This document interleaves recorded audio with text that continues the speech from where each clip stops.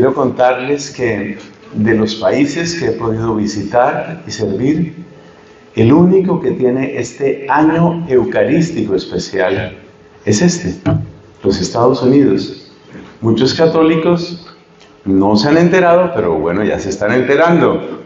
Este año es especial en los Estados Unidos porque los obispos de este país, por supuesto obispos de la Iglesia Católica en este país, han querido que este sea un año eucarístico.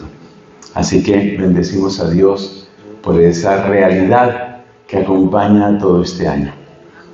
Con esa convicción, con esa alegría y con ese espíritu de fe, vamos entonces a dar un saludo a María para que ella nos enseñe a recibir a Cristo como ella lo recibió, vivir el misterio de Cristo como ella lo vivió y compartir a Cristo como ella lo compartió.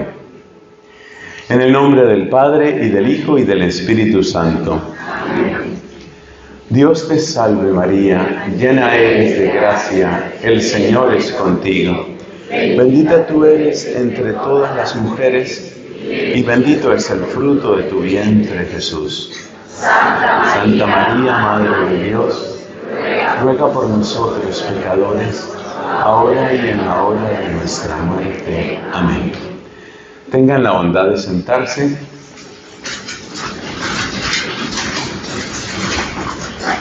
Mis hermanos queridos, gracias a Dios que nos permite reunirnos. Bendito sea su nombre. Quiero compartirles lo que significa una despedida.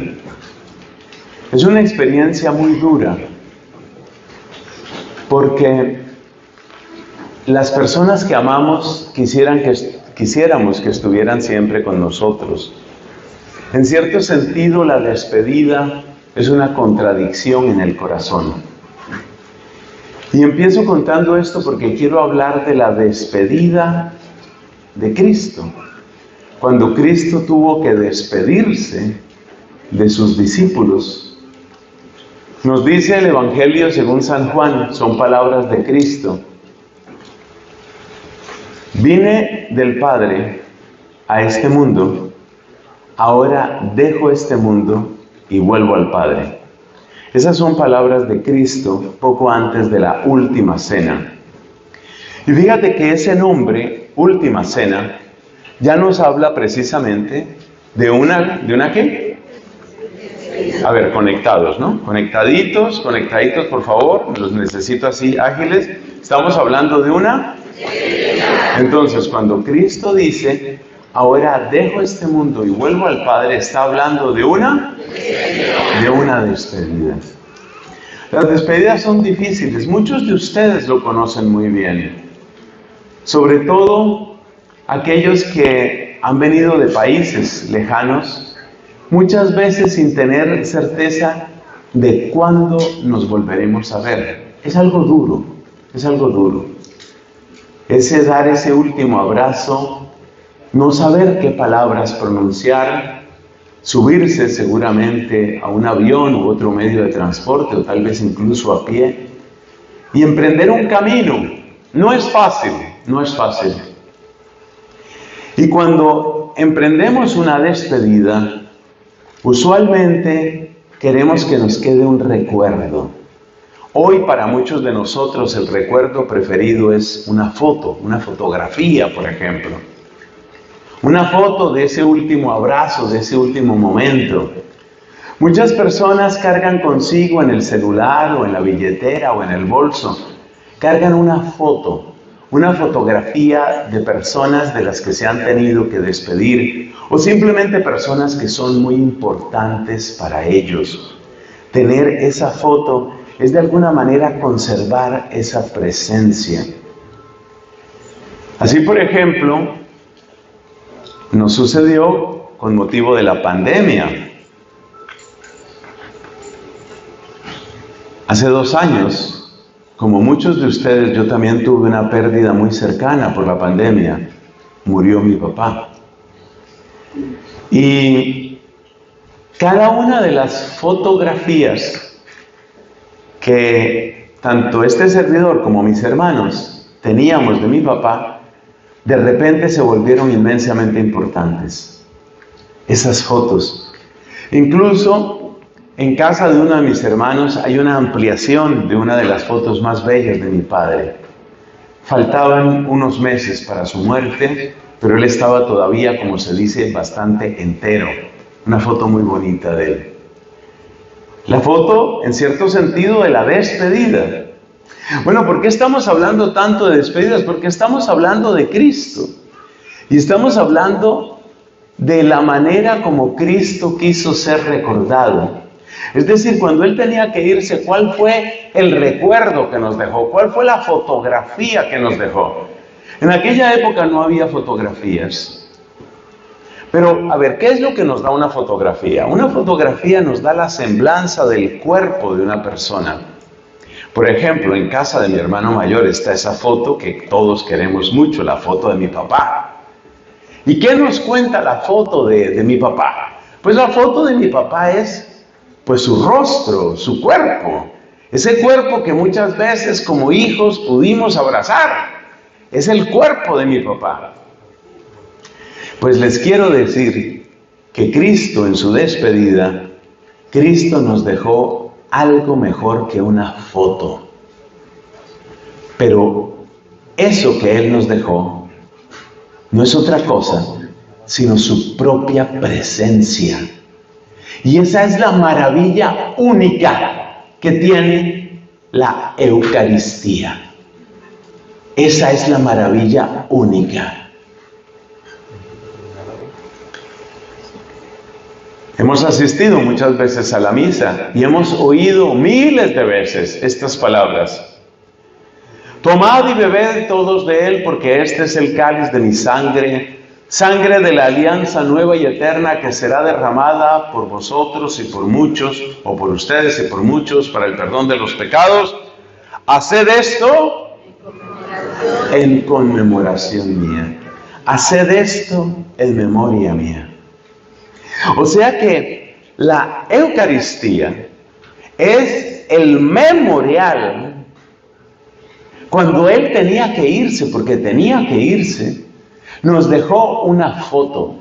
Pero repito, es algo mejor que una foto. Porque la foto que yo tengo de mi papá es una foto que se queda ahí, en el pasado. Está impresa en papel, por ejemplo. Es solamente eso, un recuerdo. La Eucaristía es mucho más que un recuerdo. Haced esto en memoria mía. Haced esto en memoria mía. Esa frase es tan profunda, y en la primera parte de esta enseñanza yo quisiera desarrollar esa frase junto con ustedes. ¿Para qué? Para que sigamos los pasos que nos han marcado nuestros obispos aquí en los Estados Unidos, y para que hagamos de este año un año de recuperación del misterio eucarístico.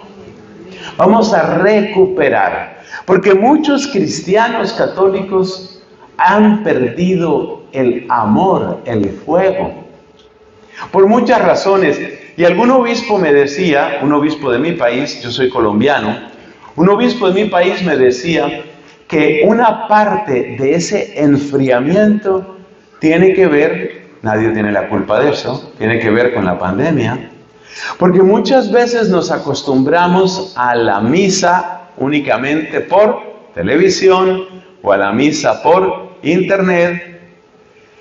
Y sí, en la misa por internet o en la misa por televisión tú ves la celebración. Pero es que la Eucaristía es más que una imagen. La Eucaristía es más que esa foto que yo tengo de mi papá. La Eucaristía es mucho más que eso. Entonces, Cristo dice, haced esto en memoria mía. ¿Sabes cuál es una manera muy bonita de entender esa frase? Una manera de entender esa frase es esta. Así quiero que me recuerden. Así quiero que me recuerden. Imagínate que celebráramos la misa, no vamos a cambiar las palabras de la misa, claro que no, pero es para desarrollar esta idea. Imagínate que celebramos la misa y dijera el sacerdote: tomad y bebed todos de él, o tomen y beban todos de él, porque este es el cáliz de mi sangre, sangre de la alianza nueva y eterna que será derramada por ustedes y por muchos para el perdón de los pecados. Así quiero que me recuerden. Impresionante, ¿eh? Así quiero que me recuerden. Cristo quiere que en la celebración de la Eucaristía, en la manera como se celebra la cena, como se celebra en medio de su pueblo la cena, que en cada uno de los aspectos de la Eucaristía hay algo de Él, porque Él dice: así quiero que me recuerden. Hay algo de Él ahí. Eso tiene el estilo de Él. Eso tiene su perfume. La Eucaristía tiene su perfume. Tiene el aroma de Cristo. Tiene el sabor de Cristo. Tiene la voz de Cristo. Tiene la luz de Cristo. Así quiero que me recuerden. Así quiero que me recuerden. Eso es lo que significa la frase: haced esto en conmemoración mía. Hagan esto como memorial. Significa: así quiero que me recuerden. Eso es lo que significa. Es decir, que en la Eucaristía está el retrato de Cristo. Pero es un retrato multidimensional. Yo vuelvo a la foto de mi papá. La foto de mi papá es un retrato bidimensional. Tiene 2 dimensiones, es un cuadro. Tiene 2 dimensiones. El retrato de Cristo en la Eucaristía es un retrato multidimensional. Está hecho para que cada una de las células de nuestro cuerpo, cada una de las neuronas de nuestro cerebro, cada una de las fibras de nuestro corazón, cada uno de nuestros pensamientos conecte con Él, para que llegue una conexión total. La memoria es una cosa fantástica, es algo maravilloso, porque la memoria es lo más cercano que tenemos a la presencia. Y la memoria no es solamente visual, existe la memoria auditiva, existe la memoria olfativa, existe la memoria gustativa, existe la memoria táctil. Cada uno de nuestros sentidos de alguna manera desarrolla una forma de memoria. Y yo quiero recordar con ustedes algo también de mi propia familia, esta vez de otra persona que se me fue hace muchísimos años, una que fue mi tía y también madrina de bautismo. El nombre de ella era Lida, murió ya hace bastantes años, realmente murió prematuramente. Lida, una mujer muy virtuosa, muy humilde, muy alegre. Ella fue, pues no solo mi tía, sino ya les conté, también mi madrina de bautismo. Y ella expresaba su cariño de muchas maneras, por ejemplo, con los abrazos, con los detalles y también con la comida. Con la comida. Yo era casi un niño cuando ella murió, yo tendría tal vez unos 15 años cuando ella murió. Y recuerdo yo que ella hacía una carne guisada con una fórmula súper secreta que nadie más conoció en la familia. Ella tenía su fórmula secreta para hacer la carne guisada. Esa carne era muy deliciosa. Pues yo no he conocido otra persona. Mi mamá también falleció ya, o sea, la gente se me está yendo, ¿no? Mi mamá también falleció y mi mamá también preparaba las cosas con mucho amor y daba mucho amor con la comida.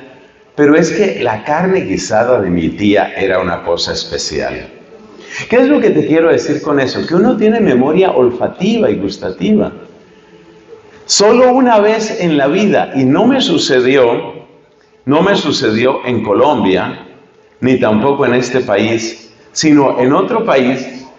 Yo estaba, eso fue en España, y en algún lugar donde me hospedaron, pues ofrecieron una carne guisada. Pero, oye, qué cosa que es el cerebro, ¿ah?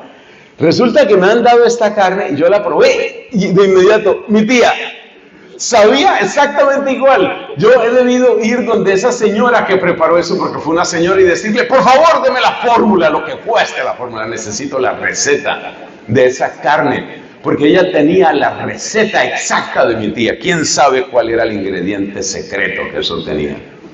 O sea, hay sabores con los que tú conectas. Cuando uno tiene que viajar a otro país, ¿no es verdad que uno echa de menos la comida de su propio país? Es de las cosas, yo lo puedo decir por experiencia, porque yo hice mis estudios de doctorado en Irlanda y vivo agradecido con Irlanda. Y hay muchas cosas muy lindas de Irlanda, pero por favor que mi comida colombiana no me la cambien. Mira, después de unos cuantos meses en Irlanda, y sí, todo muy bien, Irlanda, bonito, el clima, la gente, todo muy bien, pero yo sentía que me faltaba algo hasta que un día caí en cuenta, claro, es que me hace falta el sabor de mi país. El sabor de mi país. Es una cosa que es difícil para unas personas más que para otras, porque hay gente que tal vez no extraña tanto eso. En mi caso sí, bastante. Entonces existe una memoria olfativa. Una memoria olfativa. Es increíble, uno recuerda aromas de su país, aromas de la casa paterna, aromas del campo, aromas de las flores que uno conoció, aromas de los platos típicos. Hay una memoria del olfato, hay una memoria del gusto, hay una memoria del tacto. Me acuerdo, por ejemplo, una señora de un grupo de oración. Esa señora vive todavía, o sea, no crean que les voy a hablar solo de muertos, porque ustedes dirán, este padre solo habla de muertos. No. Unos que otros están vivos todavía, tranquilos. Bueno, esta es una señora, es una abuelita, así linda, hermosa, como tantas abuelitas.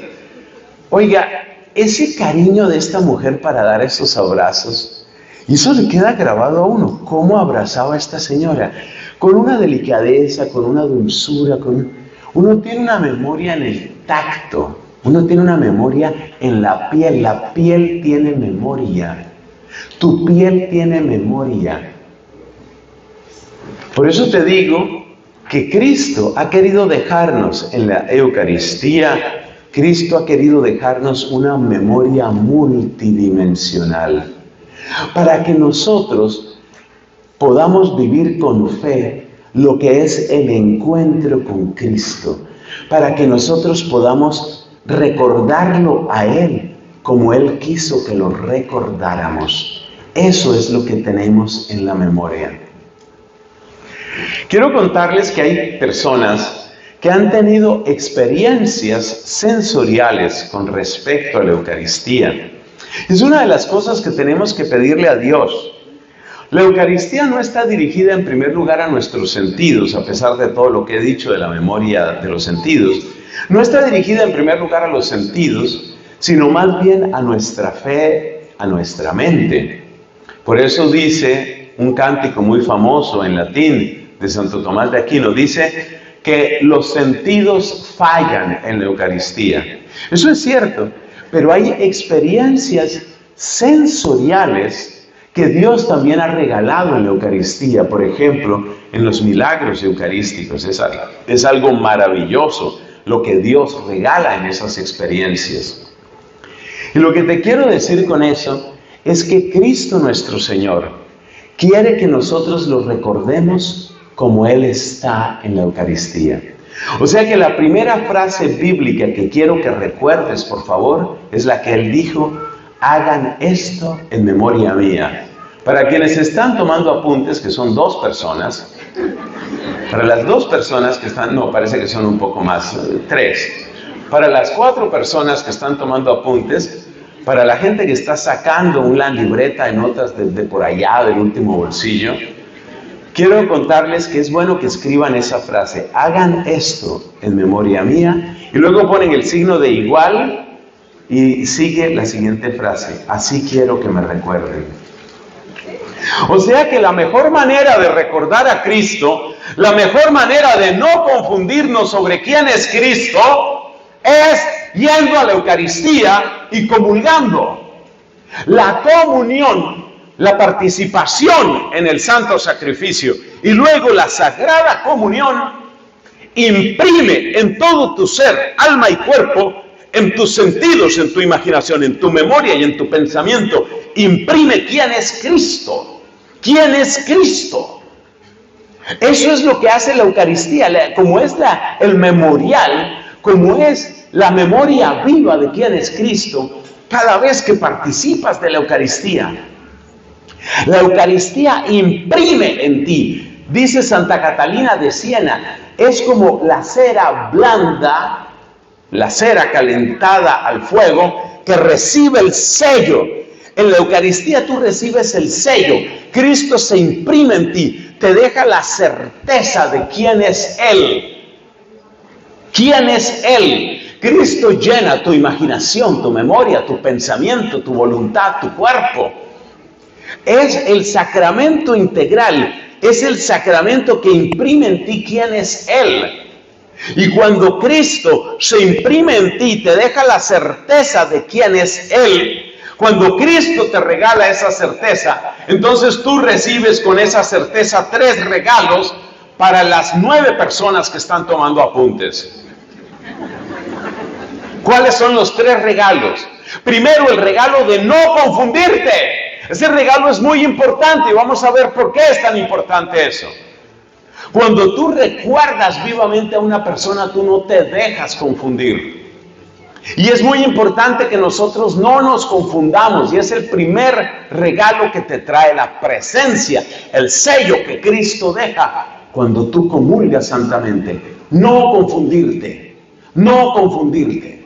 Esto es fundamental y es el primer regalo. Cuando tú comulgas santamente, cuando tú comulgas en gracia de Dios, el Señor se imprime, el Señor imprime en tu imaginación, en tu memoria, en tus sentidos, en tu mente. Es impresionante. Tú quedas sellada, tú quedas sellado por la presencia de Cristo. Y esto significa que no te vas a confundir. En un momento vamos a desarrollar esa idea de los 3 regalos. El primer regalo es, no te vas a confundir, porque Él ha dejado su presencia en ti. Segundo, cuando tú recibes ese sello de Cristo, tú tienes el maestro interior. El maestro interior. Es decir, con la Eucaristía tú recibes al maestro interior. Y esta idea es tan profunda y tan bella. Entonces, primero, no me voy a confundir. Segundo, recibo al maestro interior. Hoy mucha gente está buscando maestros y los buscan en la nueva era, en la meditación, buscan una cantidad de cosas.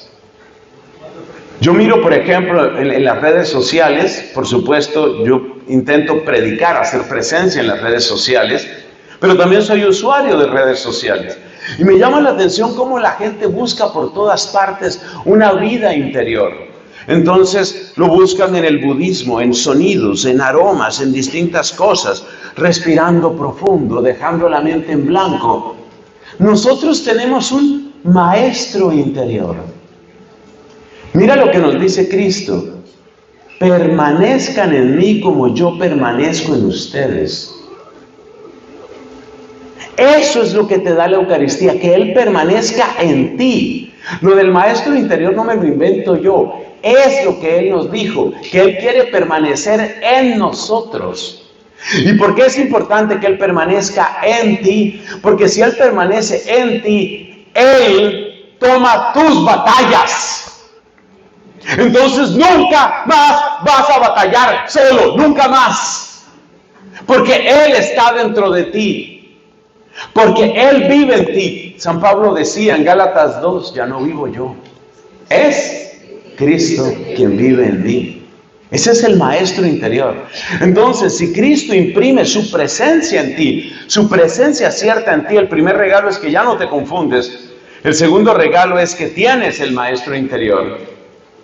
Y el tercer regalo es que aprendes a decir Abba. ¿Abba qué es? Papá, Padre, Padre amado. Aprendes a decir Abba. Aprendes a decir papá. Esos son regalos preciosos que trae la Eucaristía en tu vida. La Eucaristía evita que tú te confundas. La Eucaristía te da al Maestro interior, es decir, permite que Cristo viva en ti. Y en tercer lugar, la Eucaristía te enseña a decir Abba. A decir Abba. Bendito sea Dios.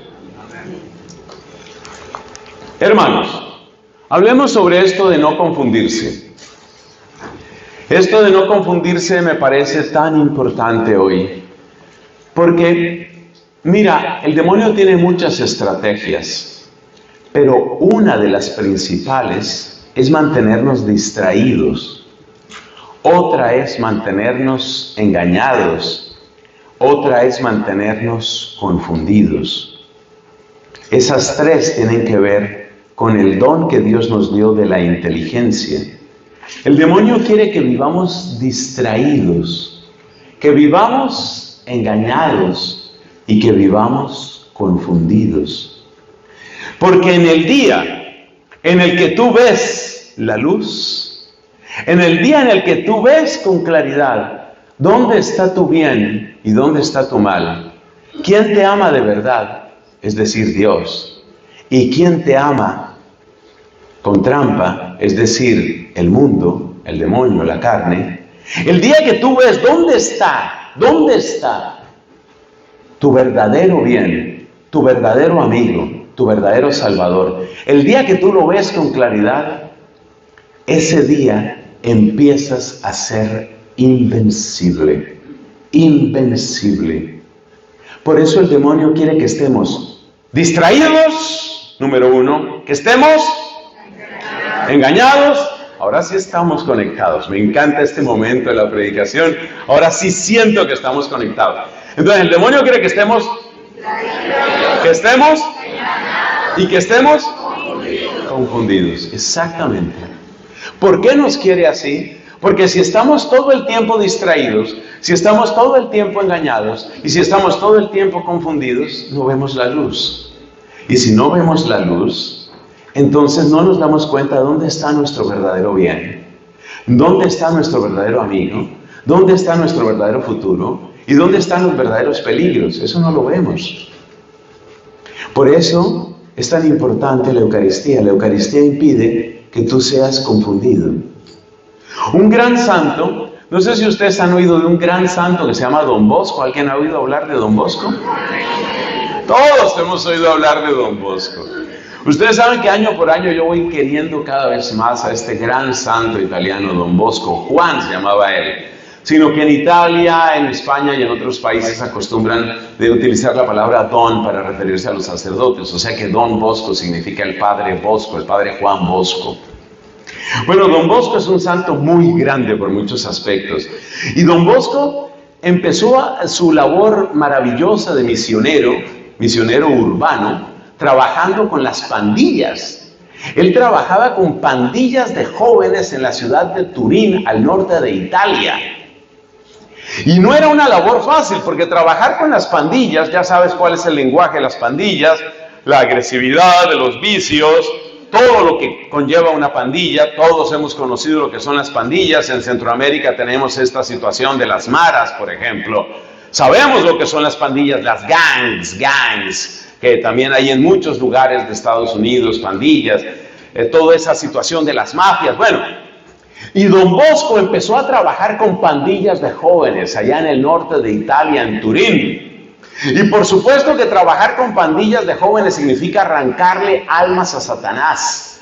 Porque Satanás, a través del vicio y a través de esa especie de lógica de intercambio social que tienen las pandillas, logra encadenar a las personas por una mezcla de miedo y seducción. Es un tema complejo que no vamos a desarrollar ahora. Pues bien, Don Bosco empieza a arrancarle almas a Satanás, pero el diablo nunca se queda tranquilo. El diablo siempre quiere hacer esas tres cosas que dijimos, es decir, quiere que vivamos,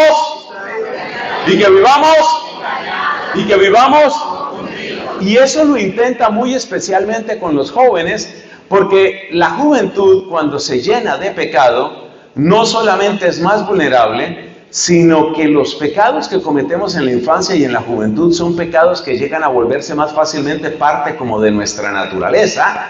Y cuando los pecados se vuelven parte de nuestra naturaleza, que es lo que en teología católica se llama un hábito, cuando los pecados se llegan a volver hábitos que se enraizan profundamente en nosotros, luego es muy difícil salir de esos pecados.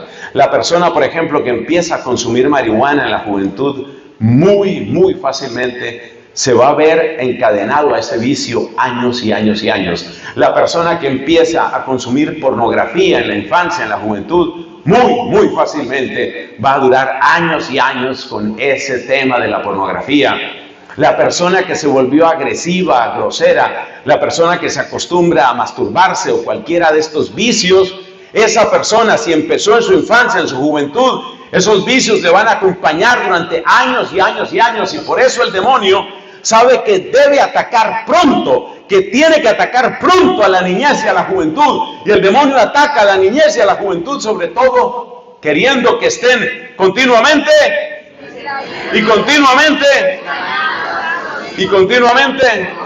confundidos. Y por eso es muy importante que hoy, por ejemplo, hagamos una oración especial, pidiendo al Señor que sobre todo nuestros chicos, nuestros niños, niñas, jóvenes, adolescentes, se apasionen, se enamoren de la divina Eucaristía. Porque la Eucaristía imprime en nuestro corazón la presencia, la verdad de Cristo, para que no seamos confundidos. Cuando un joven está enamorado de la Eucaristía, sale un santo. Y tenemos un ejemplo muy reciente en un muchacho que es absolutamente encantador y que muchos de ustedes ya conocen, y que se llama... Uy, pero mire esa sintonía, no. Hay que volver a este sitio, es maravilloso. Claro, Carlo Acutis es el ejemplo. Es un chico, es un jovencito enamorado de la Eucaristía. La frase de Carlo Acutis era: la Eucaristía es mi autopista para llegar al cielo. Mi autopista al cielo es la Eucaristía. ¿Y qué es una autopista? Lo que te lleva derecho, rápido, sin pérdida, sin confusión. Carlo Acutis es la imagen de un joven que no se dejó confundir. No se dejó confundir. Las 16 personas que están tomando apuntes ya lo escribieron. La Eucaristía no te deja confundir. Entonces el mundo le propuso a Carlo Acutis muchas cosas. ¿Quieres probar el cigarrillo? ¿Volverte vicioso del cigarrillo?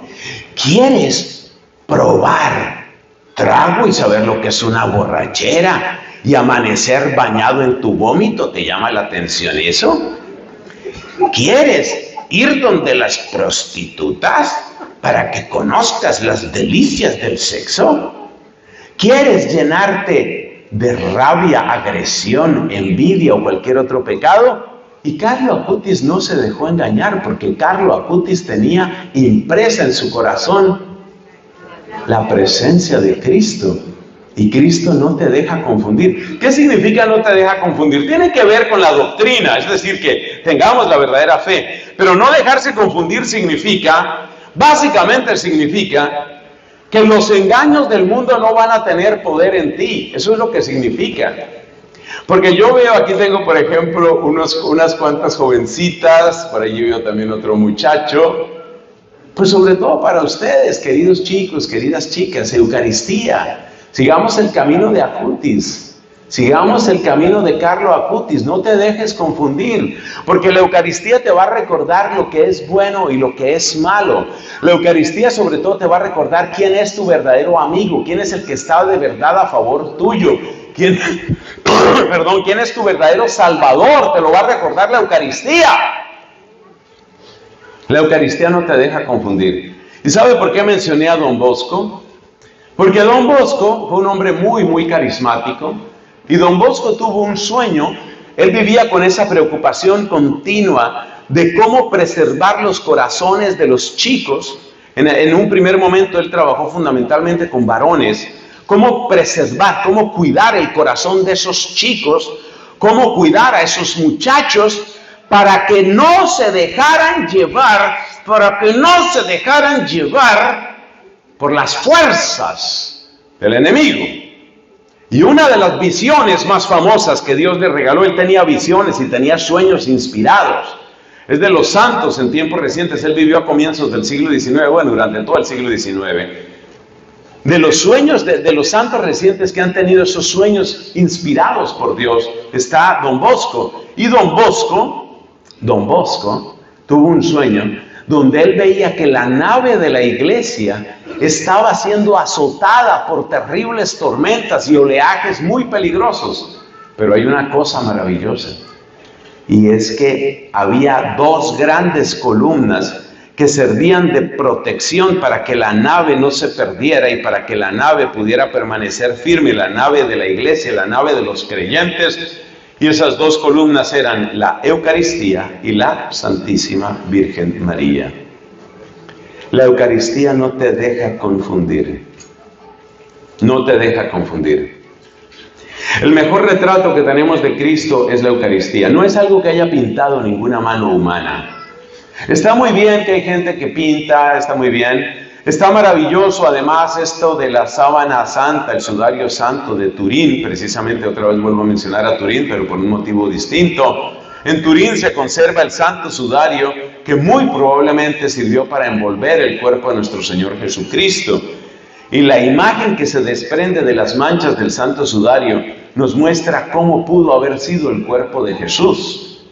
Eso está muy bien, pero el retrato de Jesús no lo pintó ninguna mano humana. El retrato de Jesús es el que tienes en la Eucaristía. Si quieres conocerlo, ahí tienes donde conocerlo, para que no te confundas, Esa es la Eucaristía. La Eucaristía es maravillosa porque la Eucaristía nos ayuda a distinguir, a iluminar nuestro propio corazón. El pueblo católico tiene esto muy claro. Por eso muchos católicos tienen conciencia, van a la misa y sienten, no, yo hoy no debería comulgar. Es que hay un texto muy importante que está en la primera carta de San Pablo a los Corintios, donde dice este apóstol: el que come y bebe indignamente la Eucaristía, se come y se bebe su propia condenación.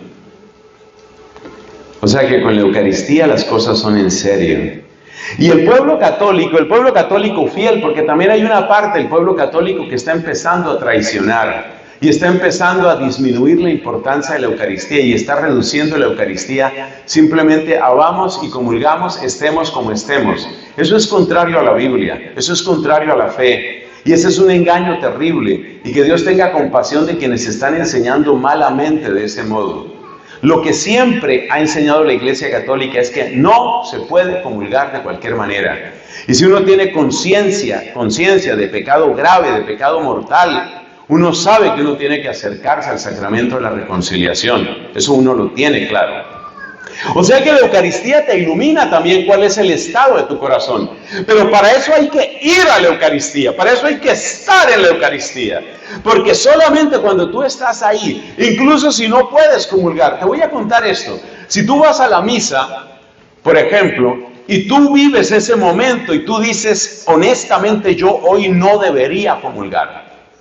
Yo hoy no debería comulgar. Aunque es muy triste que ese día no puedas comulgar, fíjate que estás recibiendo un regalo, porque estás recibiendo una claridad en tu mente, estás recibiendo una luz. Aunque no puedas recibir a Cristo sacramentalmente, estás recibiendo una luz. Y la luz que estás recibiendo es, este es el estado real de mi corazón. No te deja confundir. La Eucaristía, participar de la Eucaristía, estar en la Eucaristía, no te deja confundir. La Eucaristía tiene su lugar propio en la celebración, es decir, en la Santa Misa. Pero la Eucaristía también tiene su lugar en las visitas que hacemos al sagrario. Y yo no puedo perder esta oportunidad, amigos, sin invitar a todos, pero muy especialmente a mis amados jóvenes. Yo no puedo dejar perder esta oportunidad sin recordarles la importancia de visitar a la Eucaristía, visitar al Santísimo Sacramento. Y aquí pasamos al segundo regalo, porque el primer regalo es que la Eucaristía no te deja confundir. El segundo regalo es que te da, ¿quién? Recibo al maestro interior. Muy bien, recibo al maestro interior. Gracias a Dios hubo una justa entre las naciones que respondió. Gracias a Dios. El maestro interior. Y esto del maestro interior se vive muy especialmente en la Eucaristía. Yo quiero contarles un pasaje, una pequeña escena de mi propia vida, porque quiero compartirles cómo la Eucaristía se convierte en maestro interior. Hubo una época en mi vida en que yo entré en una especie de obsesión, en una especie de amor, ¿cómo llamarlo? Exagerado, idolátrico a la ciencia. Siempre digo esto, la ciencia, el conocimiento es una cosa buena, pero uno es el que lo hace malo si uno idolatra el conocimiento científico, y eso me pasó a mí. Porque resulta que yo era muy bueno, para la gloria de Dios, yo era muy bueno en matemáticas y en física. Y yo entré a estudiar matemáticas puras, a estudiar física pura en la Universidad Nacional de Colombia. Y a medida que iba creciendo mi conocimiento sobre la ciencia física y esas maravillosas ecuaciones, entonces vi física 1, la física mecánica, y luego vi esa física 2, toda esa parte electromagnética, y luego vi física 3, la física de ondas, y luego estaba viendo mecánica analítica, y cada vez me iba metiendo más en el mundo de la ciencia. Y no es que esté mal la ciencia está muy bien, porque la ciencia nos permite acercarnos a ese conocimiento de lo que Dios hizo, y eso está muy bien. Pero fui yo el que cometí el error. Lo que Dios hizo, lo hizo bien, pero es uno el que cae en idolatría. Y yo empecé a idolatrar el conocimiento científico, y empecé a dejar la oración, y empecé a dejar los sacramentos. Y realmente fue una época que yo siempre recuerdo con tristeza y con vergüenza. Por eso muchas veces lo menciono, porque me parece importante contarle esto a la gente para que ustedes no caigan en el error en el que yo caí. ¿Y mi error cuál fue? Mi error no fue estudiar no es un error. El error es que uno idolatre lo que uno estudia. Así como el dinero no es un error, pero si tú idolatras el dinero ya se te vuelve un pecado.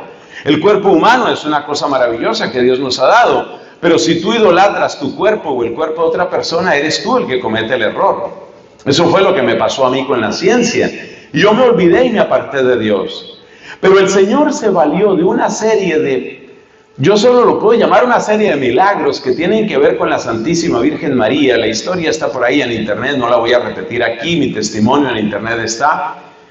Mi Dios se valió de unas inspiraciones de la Virgen y yo empecé a sentir la necesidad de ir a la iglesia. Yo estaba muy apartado de Dios, yo no comulgaba en esa época, pero el Señor me fue llamando a través de la Virgen, el Señor me fue llamando a que yo fuera al templo. Miren, yo estaba en un estado de tanta frialdad que yo estudiaba en la Universidad Nacional allá en Colombia. Para los que conocen, es un campus muy grande, y llevaba ya años estudiando ahí y ni siquiera me había preguntado si existía o no existía una capilla católica en ese lugar. Efectivamente sí la había, pero yo no lo sabía porque no me interesaba eso, porque yo estaba en la época oscura de mi vida, en una idolatría de la ciencia. Pero bueno, a través de la Virgen Dios me sacó de esa idolatría. Y yo empecé a preguntar dónde había capilla, dónde había un templo en esa universidad, y efectivamente había un templo. Y yo iba ya a ese templo, pero estaba tan frío y tan distraído mi corazón. Acuérdate que el demonio nos quiere distraídos, y nos quiere engañados, y nos quiere confundidos. Pues yo estaba distraído, sobre todo ese era mi pecado. Yo estaba súper distraído porque yo estaba así obnubilado con los éxitos y las cosas de la ciencia. Pero fui allá a esa capilla. Y cuando yo fui allá a esa capilla, pues casi no me acordaba de las oraciones, porque lamentablemente cuando uno se aparta de Dios, uno empieza a perderlo todo. Pero yo iba allá y no sé, se sentía algo especial. A mí me gustaba estar ahí, me gustaba estar en esa capilla. Luego me di cuenta que era lo que me gustaba. Los rayos cálidos, acogedores y bienhechores de Jesús Eucaristía me estaban recibiendo, pero yo ni siquiera me daba cuenta de eso. Es una presencia que uno al principio ni siquiera siente, pero yo te invito, te invito con todo mi amor, visita a Jesús. Yo creo que pocas personas han empezado su camino eucarístico con tanta distracción, con tanta torpeza, sordera, con tanta ceguera como yo empecé. Porque yo llegué allá y yo ni siquiera rezaba, mis hermanos. Yo iba allá y simplemente me sentía bien y me sentaba y me gustaba sentarme. Y yo sentía una cosa agradable, como en un día de mucho frío, que tú ves que sale el sol y sales un momento y te sientes a gusto y ni sabes por qué. Y la razón es el sol que te está llegando y que te está dando un poquito de calor. Eso era lo que me estaba pasando a mí. Yo vivía en el invierno de la incredulidad, aunque nunca llegué a ser ateo, por misericordia de Dios. Yo llegué hasta el borde de ser ateo, pero la Virgen me rescató de allá. Yo tengo que darle la gloria a ella. Mejor dicho, vamos a darle un aplauso a la Virgen, es lo que pasa.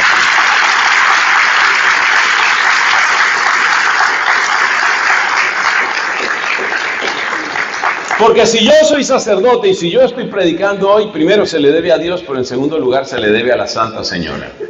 Fue ella la que me rescató de un modo prodigioso, inexplicable. Ella me rescató de las garras del ateísmo porque yo estaba al borde de ser ateo.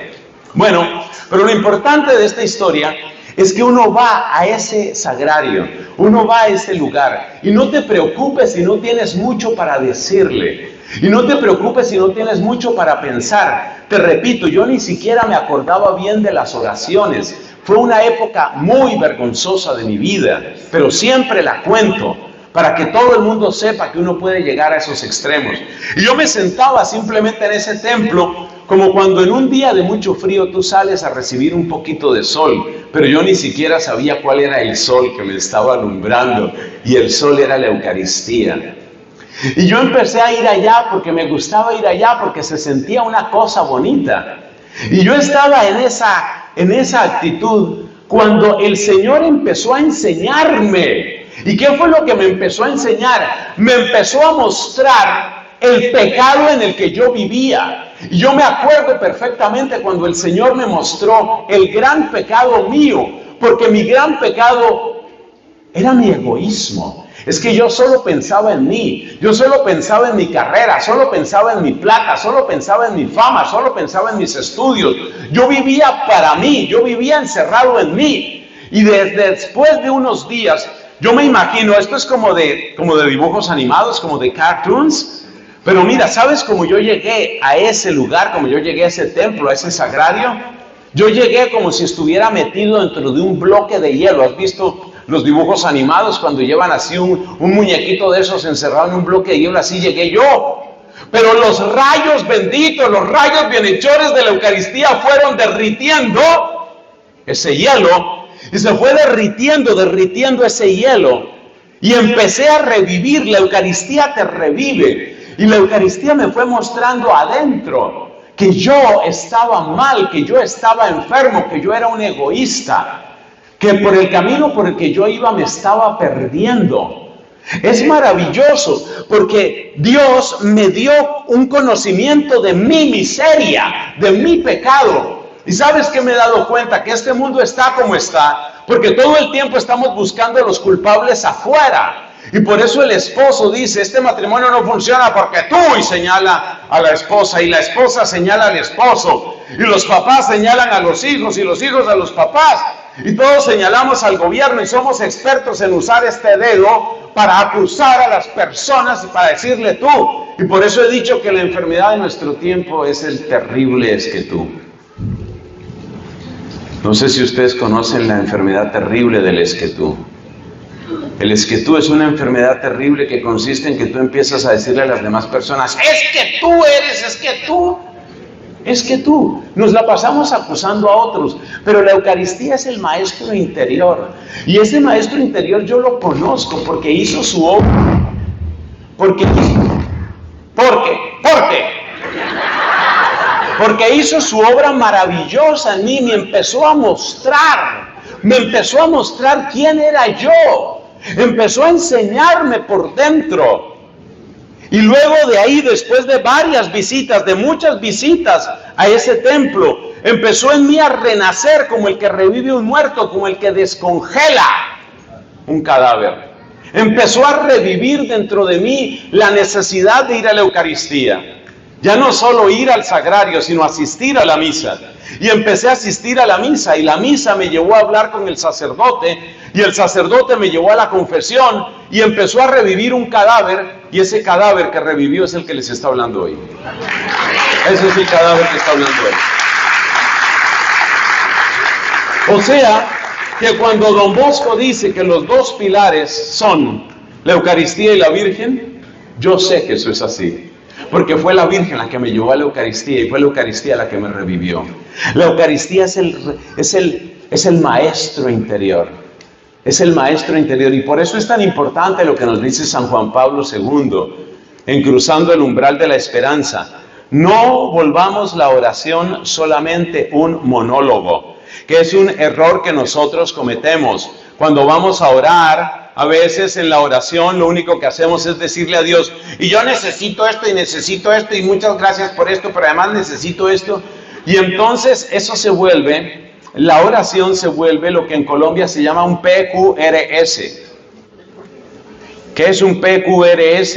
Esa es una sigla que utilizan varias entidades del Estado. Cuando usted tiene preguntas, quejas, reclamos o sugerencias, PQRS. Entonces, la oración se nos vuelve un PQRS, es decir, vamos allá y hablamos y hablamos y hablamos.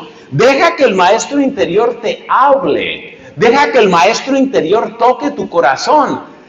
Si hay algo maravilloso que yo tengo para agradecerle a Dios de esa época de mi vida, que fue hace como 40 años, esto que les estoy contando en la Universidad Nacional, es que el Señor me dio la gracia de callarme.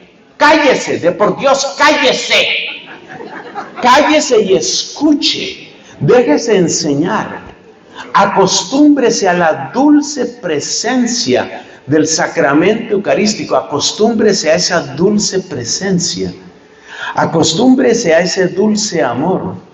Acostúmbrese a esos rayos bienhechores. Hasta que usted empiece a sentir que eso se puede sentir. Incluso una persona como yo, con todos sus pecados, lo ha podido llegar a sentir. Hasta que usted empiece a sentir, poco a poco empiece a sentir la diferencia entre estar con Él y no estar con Él. Aquí tengo que contarles la anécdota maravillosa de una santa que desarrolló de un modo milagroso la sensibilidad eucarística. Es una cosa impresionante. Esa santa a la que le debo tanto es Santa Catalina de Siena. Y mira lo que le pasó una vez a Santa Catalina. Ella creció muy pronto en santidad, en su adolescencia, en su juventud. Ella creció de un modo impresionante en la unión con Dios. Y cuando Dios le dijo que se dedicara no solo a la oración y a la penitencia, sino también a servir al prójimo, ella, siendo una chica de unos 18, 19 años, empezó a convertirse en consejera, en predicadora y podríamos decir que en maestra, en directora de otras personas. Y era apenas una jovencita, tendría 18, 19 años, cuando el Señor la puso en ese encargo a través de un don del Espíritu Santo que se llama el don de sabiduría. Y en Catalina de Siena brillaba este don de sabiduría. Pero claro, una muchacha tan joven empezando a enseñar gente, porque ella ya empezaba a enseñarle a sacerdotes y a religiosos y a matrimonios y a hombres mayores y a adolescentes también. Cuando ella empezó a desplegar este ministerio, mucha gente empezó a burlarse de ella. Eso les pasa con frecuencia a los santos, que tienen que enfrentar barreras de incredulidad y de escepticismo.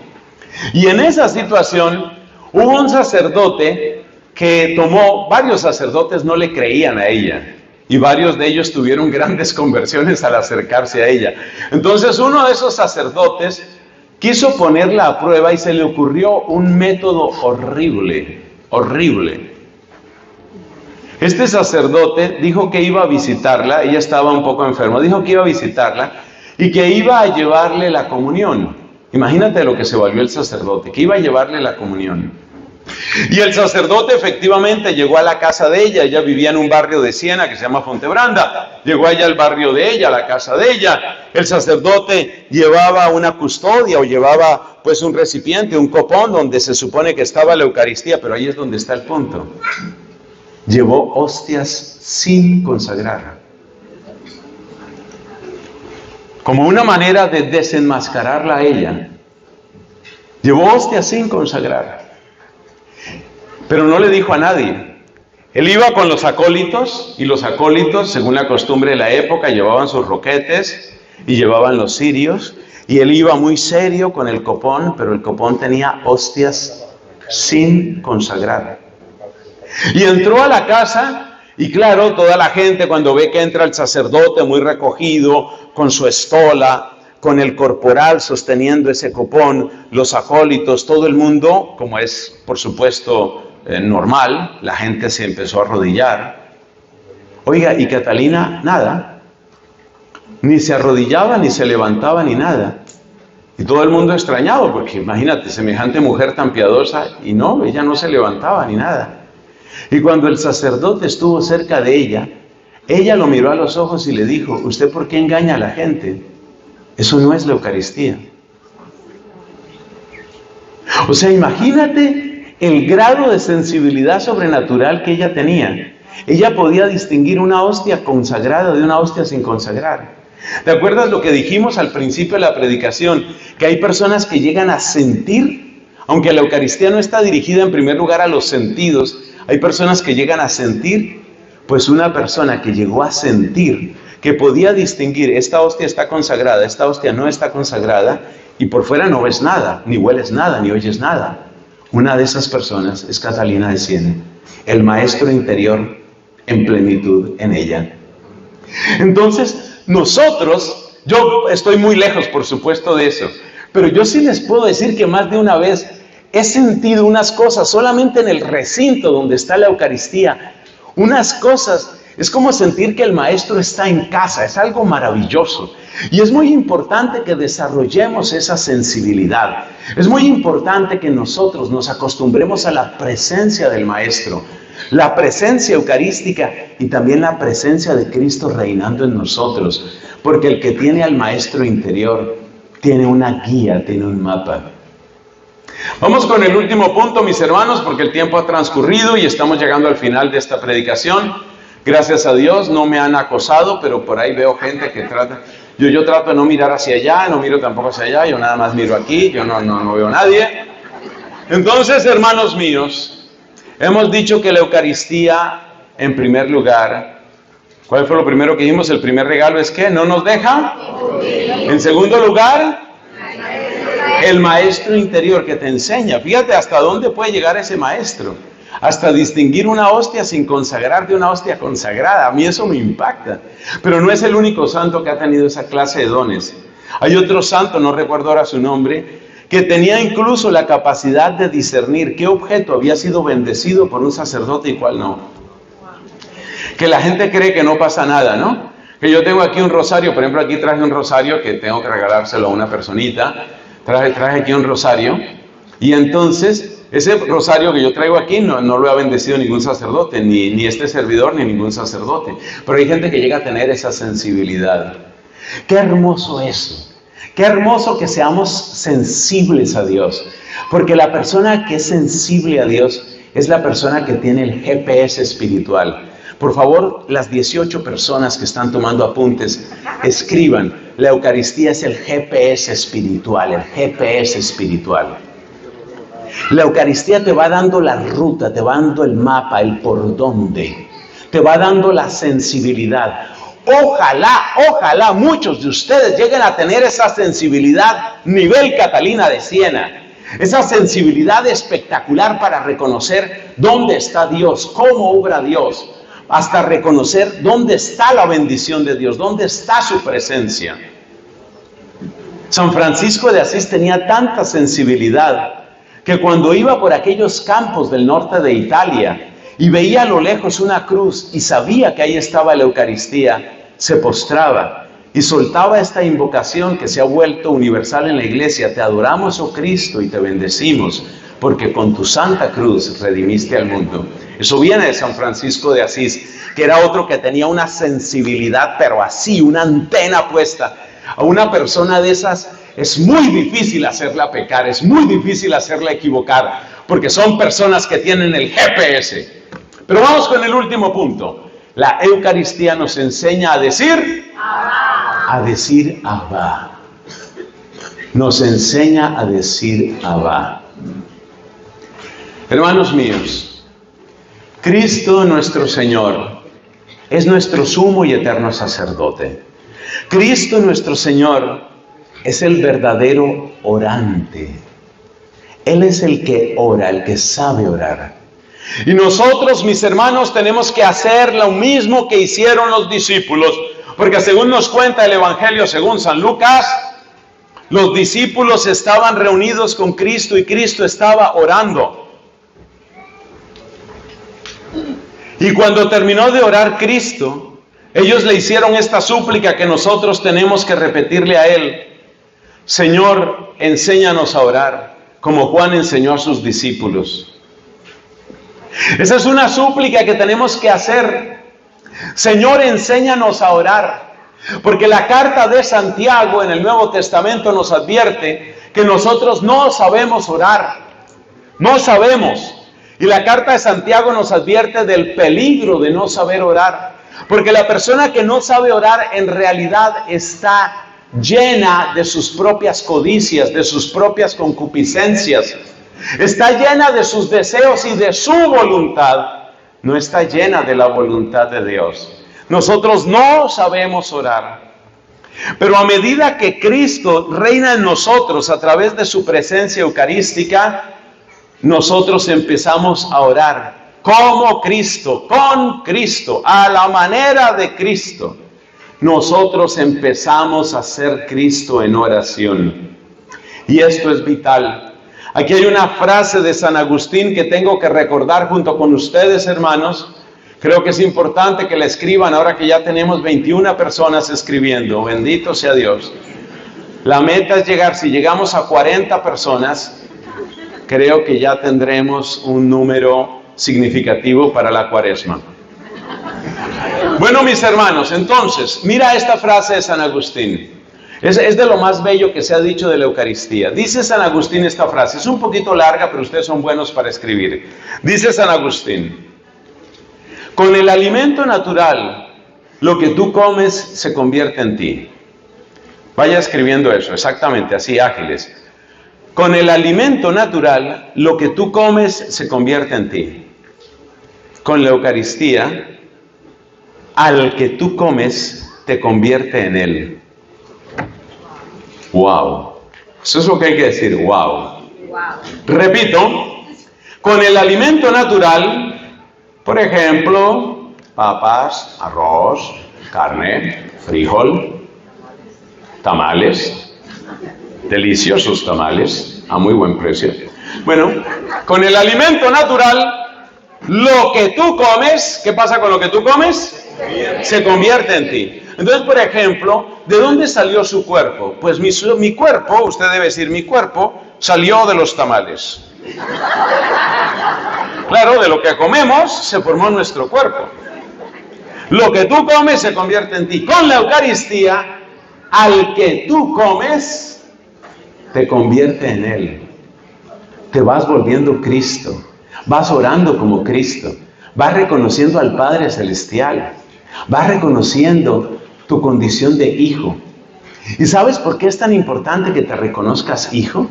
Porque el que se reconoce hijo, vuelve a escuchar en su corazón lo que Dios Padre dijo el día del bautismo del Señor y que repitió el día de la transfiguración del Señor. Ya sabes de qué estoy hablando. Este es mi hijo ¿qué?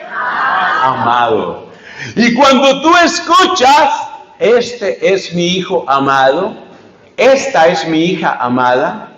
Claro que eso de esta es mi hija amada, hay que entenderlo en la medida en que todos, tanto hombres como mujeres, nos unimos a Cristo. O sea, nosotros somos hijos en el Hijo. Entonces, este es mi hijo amado. ¿Qué significa?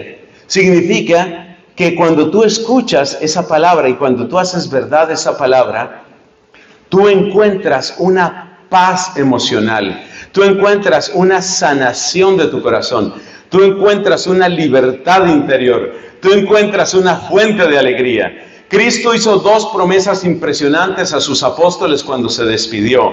Les voy a dar una alegría que nadie se la podrá quitar, les voy a dar una paz que nadie se la podrá quitar. Y esa alegría y esa paz es el mismo Cristo. Y ese Cristo viviendo en ti a través de la Eucaristía te conserva en una alegría y en una paz que hace que tú nunca más, óyemelo bien, nunca más vuelvas a ser mendigo. Porque los peores errores que nosotros cometemos, los cometemos por ser mendigos. Y acuérdate de la parábola del hijo pródigo. ¿Qué fue lo que dijo el hijo pródigo cuando iba a volver a su casa? Se quedó pensando y dijo, le voy a decir a mi papá, ya no merezco ser llamado hijo tuyo, trátame como a uno de tus jornaleros. Pero el papá no aguantó ese trato. Apenas el hijo dijo, Padre, he pecado contra el cielo, he pecado contra el cielo y ante ti. Apenas dijo eso, el papá empezó a tratarlo como hijo. Y cuando tú empiezas a tratarte y cuando empiezas a tomar conciencia de que eres hija, de que eres hijo, cuando tú empiezas a sentir que tu corazón adquiere el ritmo del Padre Nuestro, cuando tú empiezas a entrar en plena sintonía y armonía con el corazón de Jesús, la paz emocional que te llega es impresionante porque ya no eres mendigo. Entonces no eres mendigo del amor de un hombre ni de una mujer, y perdóname lo que te voy a decir, ni de unos hijos, ni de un papá, ni de una mamá. La mayor parte, la inmensa mayoría de las enfermedades que hay hoy, la mayor parte de los terribles errores que cometemos es porque salimos a mendigar amor, porque salimos a mendigar atención, porque salimos a mendigar lo que Dios nos regala. Le pedimos al mundo que nos dé lo que el mundo ni sabe, ni puede, ni quiere dar.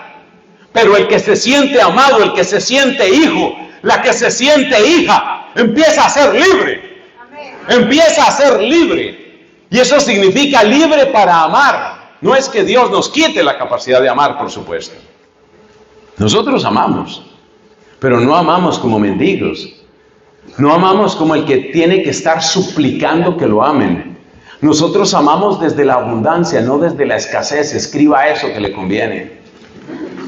Nosotros amamos. El cristiano ama desde la abundancia, no desde la escasez. Porque el que ama desde la escasez empieza a cometer pecados. Eso es lo que le sucede a muchas chicas cuando entran a un noviazgo. Están amando desde la escasez. Y la mujer que ama desde la escasez empieza a ser esclava de las condiciones que le ponga el novio. Y el novio le dice, pues ahora te vas a acostar conmigo porque si no, no te voy a amar. Claro que él no se lo dice con palabras, pero se lo hace entender. Ahora te vas a acostar conmigo porque si no te quedas sin nada. Y ella, como está amando desde la escasez, entonces cae. Y después se arrepiente y se siente usada. Ella ama desde la escasez. El cristiano no ama desde la escasez. ¿Y quién es el único? ¿Quién es el único que puede hacer que no ames desde la escasez? El que te da con abundancia. Aquel que dijo, yo he venido, Juan capítulo 10, yo he venido para que tengan vida y la tengan abundante, en abundancia. Cuando la Eucaristía te da ese amor abundante, cuando tú te sientes hijo, cuando tú te sientes hija, cuando tú te sientes lleno, colmado de amor, ya no eres más mendiga, ya no estás mendigando, ya no estás amando desde la escasez. Y el que ama desde la abundancia, porque ha sido amado abundantemente, es una persona que ama con libertad y que ama con dignidad. Dios no vino a amarnos a nosotros para que nosotros no amáramos. Dios quiere que nosotros amemos, pero no que amemos desde el condicionamiento, no que amemos desde la escasez, no que amemos desde la mendicidad. Dios quiere que nosotros amemos desde la abundancia. Dios quiere que tú ames a tu esposa desde la abundancia, que tú la mires a los ojos y le digas, mi amor, te amo con abundancia. Y ella se va a quedar mirándote y dice, ¿y este qué le pasó? Y tú le vas a decir, es que vengo de un congreso eucarístico. Eso es amar desde la ¿qué? desde la abundancia. Y el que ama desde la abundancia, ama con libertad y ama con dignidad. Y esa es la maravilla que hace Cristo en la Eucaristía, porque tú tienes un Padre. Por eso dice Jesús en el Evangelio según San Marcos: ustedes me van a abandonar, pero yo solo no estoy. Ustedes se van a ir, pero yo solo no estoy, porque el Padre está conmigo. Y eso es lo que vive el que conoce la Eucaristía. Póngase de pie, vamos a hacer una oración final. Amigos queridos, este es un día maravilloso. Este es un día para conocer y amar la divina Eucaristía. Te amamos, Señor, con acción de gracias, te bendecimos. Te amamos, Señor, te bendecimos y adoramos tu presencia eucarística en todos los sagrarios del mundo. En este momento, como asamblea de fe, nos unimos, Señor. En este momento nos unimos a esas Eucaristías que se están celebrando en este momento en algún lugar del planeta Tierra.